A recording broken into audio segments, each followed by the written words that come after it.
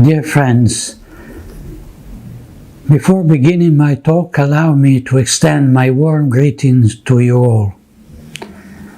For the first time in more than 2 years, I am speaking personally to you through this video message, which was produced a few days before the 2020 Catholic Identity Conference. As you can see, I am very well, my health is excellent, and I am even better in spirit. This is also thanks to your prayers, to the support and the encouragement I receive from you and from so many friends and brothers from all over the world.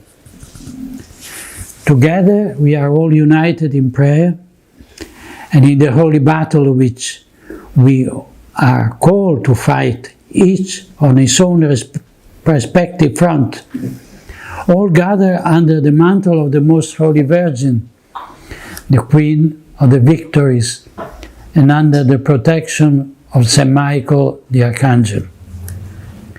I especially wish to thank Michael Matt, who kindly invited me with holy perseverance to speak to you. I believe that now is an opportune time for me to deliver the following address. The subject of my talk would be how the revolution of Vatican II serves the new world order. We live in extraordinary times. As each of us has probably understood, we find ourselves in a historical moment in time. Events of the past, which once seemed disconnected, prove now to be unequivocally connected, both in the principles that inspire them and in the goals they seek to achieve. A fair and objective look at the current situation cannot help but grasp the perfect coherence between the evolution of the global political framework and the role that the Catholic Church has assumed in the establishment of the new world order. To be more precise, one should speak about the role of that apparent majority in the Church, which is actually small in number but extremely powerful, and which, for brevity's sake, I will summarize as the Deep Church. Obviously, there are not two churches, something that would be impossible, blasphemous and heretical, nor has the one true Christ Church today failed in her mission, perverting herself into a sect. The Church of Christ has nothing to do with those who, for the past 60 years, have executed a plan to occupy her. The overlap between the Catholic hierarchy and the members of the Deep Church is not a theological fact, but rather a historical reality that defies the usual categories and as such must be analyzed.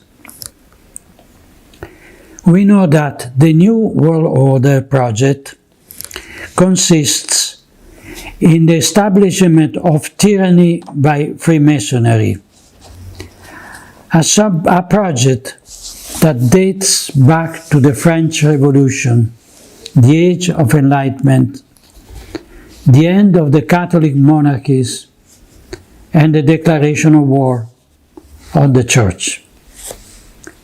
We can say that the New World Order is the antithesis of Christian society.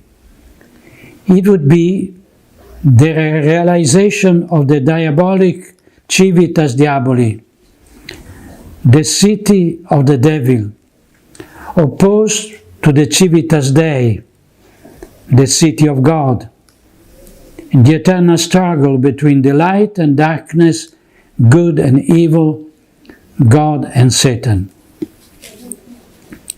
In this struggle, Providence has placed the Church of Christ, and in particular the Supreme Pontiffs, as catechon, that is, the one who opposes the manifestation of the mystery of iniquity.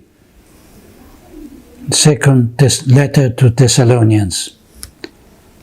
And Sacred Scripture warns us that at the manifestation of the Antichrist, this obstacle, the catechon, will have ceased to exist. It seems quite evident to me that the end of times are now approaching before our eyes, since the mystery of iniquity has spread throughout the world with the disappearance of the courageous opposition of the catechon. Let us not make the mistake of presenting the current events as normal, judging what happened with the legal, canonical, and sociological parameters that such normality would presuppose. In extraordinary time, and the present crisis in the Church is indeed extraordinary, events go beyond the ordinary known to our fathers. In extraordinary time, we can hear a Pope deceive faithful, see princes of the Church accused of crimes that in other times would have aroused horror and been met with severe punishment.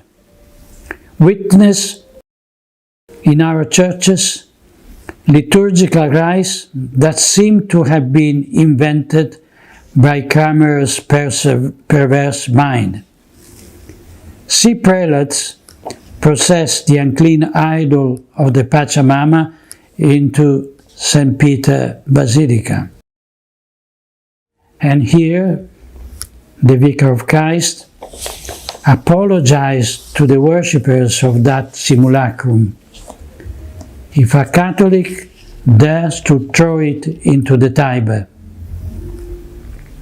In these extraordinary times, we hear a conspirator, Cardinal Gottfried Daniels, tell us that since the death of John Paul II, the Mafia of St. Gallen has been plotting to elect one of their own to the Peter's chair, which later turned out to be Jorge Mario Bergoglio. In the face of this disconcerting revelation, we might well be astonished that neither cardinals nor bishops express their indignation nor ask that the truth be brought to light.